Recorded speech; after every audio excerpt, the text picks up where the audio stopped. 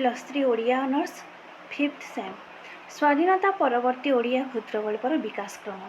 ମଣିଷ ଜୀବନ ହେଉଛି ଅନନ୍ତ ଭଣ୍ଡାର। ଗଳ୍ପ କଥନ ଓ ଶ୍ରବଣ ହେଉଛି ତା'ର ସହଜାତ ପ୍ରବୃତ୍ତି। ଗଳ୍ପ ହେଉଛି ମଣିଷ ଜୀବନର ପ୍ରତିରୂପ, ସ୍ୱାଧୀନତା ପରବର୍ତ୍ତୀ ଗଳ୍ପ ସାହିତ୍ୟର ପୃଷ୍ଠଭୂମି। ସ୍ୱାଧୀନତାର ମୋହଭଙ୍ଗ, ଦ୍ୱିତୀୟ ବିଶ୍ୱଯୁଦ୍ଧର ଭୟାବହ ଶିଳ୍ପ ବିପ୍ଳବର ପରିଣତି, ମହାତ୍ମା ଗାନ୍ଧୀଙ୍କର ରାମରାଜ୍ୟ ପରିଣତି ଭଙ୍ଗ। ଗୋପୀନାଥ ମହାନ୍ତି 1914-1991। ପ୍ରାକ୍ ସ୍ୱାଧୀନତା ସମୟ ସୀମା ମଧ୍ୟରେ ଏହି ଜଣେ ଔପନ୍ୟାସିକ ଓ ଗାଳ୍ପିକ।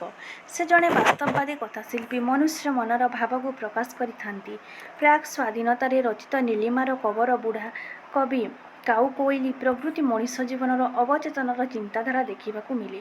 ପରବର୍ତ୍ତୀ ସମୟରେ ନବବଧୂ, ଛାଇ ଆଲୁଅ, ଘାସ ଫୁଲ, ପୋଡ଼ା କପାଳ, ଗୁପ୍ତଗଙ୍ଗା, ନାଁ ମନେ ନାହିଁ, ଉଡ଼ନ୍ତା ଖଇ ପ୍ରଭୃତି। ଶ୍ରୀଯୁକ୍ତ ମହାନ୍ତି ମଳିମଣ୍ଡିଆ ଚିତ୍ରକୁ ନେଇ ଅନେକ ଗଳ୍ପ ରଚନା କରିଛନ୍ତି। ଆଦିବାସୀ ଜୀବନ ଚର୍ଚ୍ଚାକୁ ନେଇ ମଧ୍ୟ ରଚିତ କାଠଚମ୍ପା, ଛାଇ ଆଲୁଅ, ମନର ନିଆଁ, ତଡ଼ପା ପ୍ରଭୃତି। ମହାନ୍ତି ଜଣେ ଓଡ଼ିଆ ସାହିତ୍ୟର ମନସ୍ତତ୍ତ୍ୱ ଗଳ୍ପର ପ୍ରଥମ ସ୍ରଷ୍ଟା। ତାଙ୍କ ଭାଷାଶୈଳୀ ବିଶ୍ଳେଷଣଧର୍ମୀ ଓ କାବ୍ୟିକଧର୍ମୀ ଭାଷାର ପ୍ରୟୋଗ କରାଯାଏ। ସୁରେନ୍ଦ୍ର ମହାନ୍ତି 1922-1990। ସ୍ୱାଧୀନତା ପରବର୍ତ୍ତୀ ଓଡ଼ିଆ ଗଳ୍ପ ସାହିତ୍ୟରେ ଜଣେ ପ୍ରତିଭାଦୀପ୍ତ ପ୍ରମୁଖ ସ୍ରଷ୍ଟା ହେଉଛନ୍ତି ଗଳ୍ପସ୍ରଷ୍ଟା ସୁରେନ୍ଦ୍ର ମହାନ୍ତି। ତାଙ୍କ ମତରେ ଗଦ୍ୟର ଅନ୍ୟାନ୍ୟ କ୍ଷେତ୍ରରେ ମୁଁ କୃତିସିଦ୍ଧ ହୋଇଥିଲେ ହେଁ ମୋର କ୍ଷୁଦ୍ରଗଳ୍ପ ଗୁଡ଼ିକରେ ହିଁ ଅଛି ମୋର ସାହିତ୍ୟିକ ଆତ୍ମାର ଯଥାର୍ଥ ପରିଚୟ। ଆଙ୍ଗିକ ଓ ଆତ୍ମିକ ଦିଗରେ ପ୍ରଦାନ କରିଛନ୍ତି ଏବଂ ପରିବର୍ତ୍ତନ ଆଣିଛନ୍ତି ତାଙ୍କ କ୍ଷୁଦ୍ରଗଳ୍ପରେ ପୌରାଣିକ ମିଥ୍ ଓ ବୌଦ୍ଧିକତାକୁ ନେଇ ରଚିତ ତାଙ୍କର ଗଳ୍ପ ସଂକଳନ ଗୁଡ଼ିକ ହେଲା ମହାନଗରୀର ରାତ୍ରି, ରୁଟି ଓ ଚନ୍ଦ୍ର 1954, ଶେଷ କବିତା 1955, ମହାନିର୍ବାଣ, ଦୁଇ ସୀମାନ୍ତ, ମରାଳର ମୃତ୍ୟୁ, ଓହୋ କଲିକତା, ମାଂସର କୋଣାର୍କ, ରାଜଧାନୀ ଓ ଅନ୍ୟାନ୍ୟ ଗଳ୍ପ 1986 ପ୍ରଭୃତି। ଗାଳ୍ପିକଙ୍କର ଅମ୍ବାପଲ୍ଲୀ ଓ ବୌଦ୍ଧଜୀବ ସ୍ମୃତି ଆଧାରିତ ଗଳ୍ପ। ସୁରେନ୍ଦ୍ରଙ୍କର ଗଳ୍ପ ସମ୍ଭାର ଗୁଡ଼ିକ ପଲ୍ଲୀକେନ୍ଦ୍ରିକ, ବୌଦ୍ଧିକ, ଐତିହାସିକ ଓ ସାମନ୍ତବାଦୀ ଚେତନାଧର୍ମୀ ଗଳ୍ପ। ପୌରାଣିକ ଗଳ୍ପ ଏମିତି ଭିନ୍ନ ଭିନ୍ନ ଶ୍ରେଣୀର ଗଳ୍ପ ସେ ସୃଷ୍ଟି କରିଛନ୍ତି। ବସନ୍ତ କୁମାର ଶତପଥୀ 1913-1994। ବସନ୍ତ କୁମାର ଶତପଥୀ ସ୍ୱାଧୀନତା ପରବର୍ତ୍ତୀ ଓଡ଼ିଆ ଗଳ୍ପ ସାହିତ୍ୟର ଜଣେ ପ୍ରତିଷ୍ଠିତ ସ୍ରଷ୍ଟା। ତାଙ୍କର କ୍ଷୁଦ୍ରଗଳ୍ପରେ ରମ୍ୟ ରଚନାଧର୍ମୀ କ୍ଷୁଦ୍ରଗଳ୍ପ ରଚନା ଗୁଡ଼ିକ ଦେଖିବାକୁ ମିଳେ। ତାଙ୍କର ପ୍ରସିଦ୍ଧ ଗଳ୍ପ ସଂକଳନ ଗୁଡ଼ିକ ହେଉଛି ଆଣ୍ଟି ରୋମାଣ୍ଟିକ୍ 1982, ଗୋଟିଏ ଆଳୁ 1982, ହାଇଦ୍ରାବାଦ ଅଙ୍କୁର, ଆକାଶୀ ଫୁଲ, ଅଜାଗା ଘା, ମାଂସାଶୀ ମାନଙ୍କ ଉଦ୍ଦେଶ୍ୟରେ, ନିଜାଷ୍ଟାଇ ପ୍ରଭୃତି ଉଲ୍ଲେଖଯୋଗ୍ୟ। ରମ୍ୟ ରଚନାଧର୍ମୀ ଗଳ୍ପଗୁଡ଼ିକର ଲଘୁ ହାସ୍ୟ ସହିତ ଜୀବନର ନିଗୂଢ଼ ସତ୍ୟକୁ ଉପସ୍ଥାପନା କରିବାରେ ଗାଳ୍ପିକ ଉଦ୍ୟମ ବେଶ୍ ସଫଳ। ଫତୁରାନନ୍ଦ ରାମଚନ୍ଦ୍ର ମିଶ୍ର 1915-1995। ହାସ୍ୟରସ ମାଧ୍ୟମରେ ଆଧୁନିକ ଜୀବନକୁ ବିଦ୍ରୂପ କରିବା ଫତୁରାନନ୍ଦଙ୍କର ପ୍ରତ୍ୟେକ ଗଳ୍ପ ଓ ଉପନ୍ୟାସର ମୁଖ୍ୟ ଧର୍ମ। ସମାଜ ଓ ସାମାଜିକ ସମସ୍ୟାକୁ ଆଖି ଆଗରେ ରଖି ସେ ଗଳ୍ପ ବିଷୟବସ୍ତୁ ଓ ଚରିତ୍ର ନିର୍ବାଚନ କରିଥାନ୍ତି। ତାଙ୍କର ଗଳ୍ପ ପୁସ୍ତକ ଗୁଡ଼ିକ ହେଉଛି ହେରେଷା 1959, ବିଦୂଷକ, ମଙ୍ଗଳବାରିଆ ସାହିତ୍ୟ ସଂସଦ, ହସ୍କୁରା, ଭୋଟ, ଭାରତର ଶ୍ରେଷ୍ଠ ହାସ୍ୟଗଳ୍ପ ସାହିତ୍ୟ, ବେଉଷଣ, ସମାଲୋଚନା ପ୍ରଭୃତି। କିଶୋରୀ ଚରଣ ଦାସ 1924-2004। ସ୍ୱାଧୀନତା ପରବର୍ତ୍ତୀ ଓଡ଼ିଆ ଗଳ୍ପ ସାହିତ୍ୟରେ ଗାଳ୍ପିକ କିଶୋରୀ ଚରଣ ଦାସ ଭିନ୍ନ ସ୍ୱାଦର ଗଳ୍ପ ରଚନା କରିଛନ୍ତି।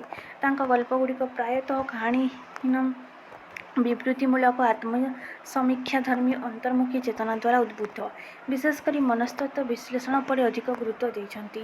ତାଙ୍କର ଗଳ୍ପ ସଂକଳନ ଗୁଡ଼ିକ ହେଉଛି ଭଙ୍ଗା ଖେଳଣା, ଲକ୍ଷଭଙ୍ଗ 1968, ଘର ପାହୁଡ଼ 1968, ମଣିହରା 1970, ଠାକୁର ଘର 1975, ନାଲି ଗୁଲୁଗୁଲୁ ସାଧବ ବୋହୂ 1978, ଗମନ 1980, ଖେଲନା ରଙ୍ଗ 1981, ଭିନ୍ନ ପାଉଁଶ ଶୀତଲହରୀ ପ୍ରଭୃତି ସାର୍ଥକ ସୃଷ୍ଟି।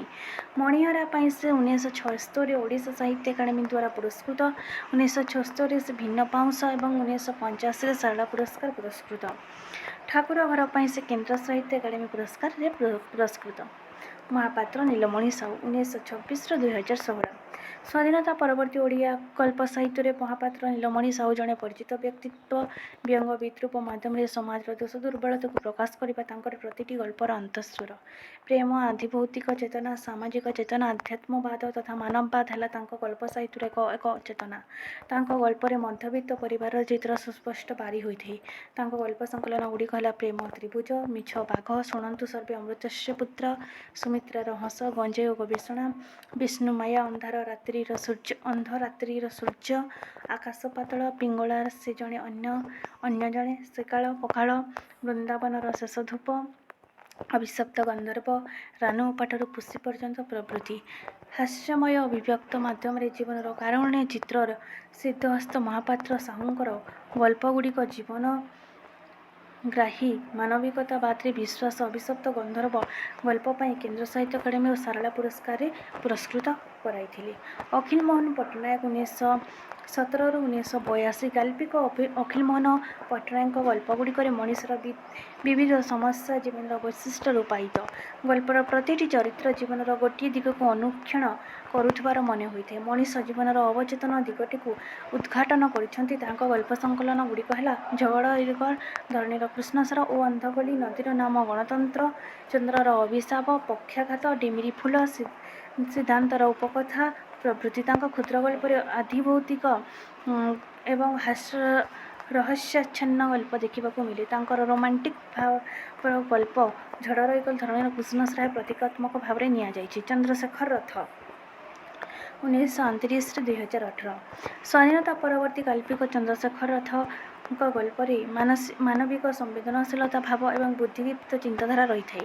ପୁଣି ଆଧ୍ୟାତ୍ମିକ ଅନ୍ୱେଷା ରହିଥାଏ। ତାଙ୍କର ଗଳ୍ପ ମଧ୍ୟରେ ସୂର୍ଯ୍ୟ ଉପନିବେଶ, ଯନ୍ତ୍ରାରୂଢ଼ ନବଜାତକ, ଅନ୍ୟ ଏକ ସକାଳ, ସମ୍ରାଟ, ଅନ୍ୟମାନେ, ଅନେକ ବନ୍ୟା ପରେ, ବିକ୍ରି ପାଇଁ ଫୁଲମାଳା, ସବୁଠାରୁ ଦୀର୍ଘ ରାତ୍ରି ସେ ଗୋଟିଏ ଚରିତ୍ର ଏଥିରେ ରାଜୁର ମାନବିକତା ପ୍ରକାଶ ପାଇଛି। ଶାନ୍ତନୁ କୁମାର ଆଚାର୍ଯ୍ୟ 1933 ସ୍ୱାଧୀନତା ପରବର୍ତ୍ତୀ ଜଣେ ସର୍ବଶ୍ରେଷ୍ଠ କଥାକାର ହେଉଛନ୍ତି ଶାନ୍ତନୁ କୁମାର ଆଚାର୍ଯ୍ୟ। କାହାଣୀ ଅପେକ୍ଷା ଜୀବନର ବାସ୍ତବତାକୁ ନେଇ ଗାଳ୍ପିକ ଗଳ୍ପଗୁଡ଼ିକୁ ଗତିଶୀଳ। ବିଶେଷ କରି ଜୀବନର ବାସ୍ତବାନୁଭୂତି, ଯୁଗୀୟ ସମସ୍ୟା ସହିତ ସାମାଜିକ ଦୁର୍ନୀତିକୁ ସେ ବିଭିନ୍ନ ଗଳ୍ପରେ ସ୍ଥାନ ଦେଇଛନ୍ତି। ଗାଳ୍ପିକ ଗଳ୍ପ ସଂକଳନ ଗୁଡ଼ିକ ହେଉଛି ମନୋମର୍ମର 1962, ଦୁର୍ବାର 1967, ଏହି ଶେଷ ପଦଟି 1972, ଅରଣ୍ୟର ଚୂଳ 1979, ଅଦିନ ବଉଳ, ସର୍ପଯାନ, ଚଳନ୍ତି ଠାକୁର, ଦୃଶ୍ୟ 1993 ମସିହାରେ କେନ୍ଦ୍ର ସାହିତ୍ୟ ଏକାଡେମୀ ପୁରସ୍କାର ଦ୍ୱାରା ପୁରସ୍କୃତ ହୋଇଥିଲେ। ମନୋଜ ଦାସ 1934 ସ୍ୱାଧୀନତା ପରବର୍ତ୍ତୀ ଜଣେ ସଫଳ କଥାକାର ହେଉଛନ୍ତି ମନୋଜ ଦାସ। ସମ୍ବୋଧନ ଶୈଳୀ ଓ ବ୍ୟଙ୍ଗାତ୍ମକ ଭାବନା ଗାଳ୍ପିକଙ୍କର ପ୍ରତ୍ୟେକ ଗଳ୍ପରେ ଦେଖିବାକୁ ମିଳିଥାଏ। ଅର୍ଥାତ୍ ସେ ତାଙ୍କ ଗଳ୍ପରେ ସୁଧବୃନ୍ଦ, ଏହା ମହାରାଜ, ଆପଣମାନେ ପାଠକବୃନ୍ଦ ପ୍ରଭୃତି ସମ୍ବୋଧନ କରିଥାନ୍ତି। ଗଳ୍ପଗୁଡ଼ିକ ଅନେକ କିମ୍ବଦନ୍ତୀ, ପୌରାଣିକ କଥା ଅଥବା କୌଣସି ପ୍ରବଚନକୁ ଗୁରୁତ୍ୱ ଦେଇଥିବାର ଦେଖିବାକୁ ମିଳିଥାଏ। ବିଶେଷ କରି ମଣିଷର ଅସହାୟତାକୁ ନେଇ ସେ ଗଳ୍ପ ରଚନା କରିଛନ୍ତି। ଗାଳ୍ପିକ ଗଳ୍ପ ସଂକଳନ ଗୁଡ଼ିକ ହେଉଛି ସମୁଦ୍ରର କ୍ଷୁଧା 1950, ଜୀବନର ସ୍ୱାଦ, ବିଷକନ୍ୟାର କାହାଣୀ, ଆରଣ୍ୟକ, ଶେଷ ବସନ୍ତର ଚିଠି, ମନୋଜ ଦାସଙ୍କ କଥା ଓ କାହାଣୀ, ଲକ୍ଷ୍ମୀର ଅଭିସାର, ଆବୁପୁରୁଷ, ଅନ୍ୟାନ୍ୟ ଗଳ୍ପ, ଧୂମ୍ରାବ ଦିଗନ୍ତ, ଅନ୍ୟାନ୍ୟ କାହାଣୀ ପାଇଁ ସେ ଗାଳ୍ପିକ 1981ରେ ସାରଳା ପୁରସ୍କାର ପ୍ରାପ୍ତ ହୋଇଥିଲେ। ଆରଣ୍ୟକ ଗଳ୍ପ ସଂକଳନ ପାଇଁ ସେ ଓଡ଼ିଶା ସାହିତ୍ୟ ଏକାଡେମୀ ଦ୍ୱାରା ପୁରସ୍କୃତ ହୋଇଥିଲେ। ବୀଣାପାଣି ମହାନ୍ତି 1936 ନାରୀ ମନସ୍ତତ୍ତ୍ୱ ବିଶ୍ଳେଷଣ ହିଁ ଗାଳ୍ପିକ ବୀଣାପାଣି ମହାନ୍ତିଙ୍କ ଗଳ୍ପଗୁଡ଼ିକର ଅନ୍ତଃସ୍ୱର। ଏକ ପାର୍ଶ୍ୱରେ ନାରୀ ମନର ସଂଗୁପ୍ତ ଭାବନା ଏବଂ ଅନ୍ୟ ପାର୍ଶ୍ୱରେ ସାମାଜିକ ଜୀବନର ସମସ୍ୟା ଓ ଆର୍ଥିକ ସଙ୍କଟ ତାଙ୍କ ଗଳ୍ପଗୁଡ଼ିକରେ ଦେଖିବାକୁ ମିଳିଥାଏ। ତାଙ୍କ ଗଳ୍ପ ସଂକଳନ ଗୁଡ଼ିକ ହେଲା ନବତରଙ୍ଗ, ପାନ୍ଥଶାଲା, ରକ୍ତକବରୀ, କସ୍ତୁରୀ ମୃଗ ଓ ସବୁଜ ଅରଣ୍ୟ, ତଟନୀର ତୃଷ୍ଣା, ମଧ୍ୟନ୍ତର, ଅନ୍ଧକାରର ଛାଇ, କାଳାନ୍ତର, ଆରୋହଣ, ଅଶ୍ରୁ ଅନଳ, ସାୟାହ୍ନ ସ୍ୱର, ପଦ୍ମ ଘୁଞ୍ଚି ଘୁଞ୍ଚି ଯାଉଛି 2000 ପ୍ରଭୃତି ଉଲ୍ଲେଖଯୋଗ୍ୟ। ପ୍ରତିଭା ରୟ 1943 ସ୍ୱାଧୀନତା ପରବର୍ତ୍ତୀ ଜଣେ ସଫଳ କଥାକାର ରୂପେ ପ୍ରତିଭା ରାୟ ଜଣେ ସୁପରିଚିତ ଲେଖିକା। ସେ ଗଳ୍ପଗୁଡ଼ିକରେ ସମାଜର ବିଭିନ୍ନ ସମସ୍ୟା ଉପସ୍ଥାପନା ସହିତ ନାରୀ ମନସ୍ତତ୍ତ୍ୱକୁ ସୁନ୍ଦର ଭାବରେ ବିଶ୍ଳେଷଣ କରିଛନ୍ତି।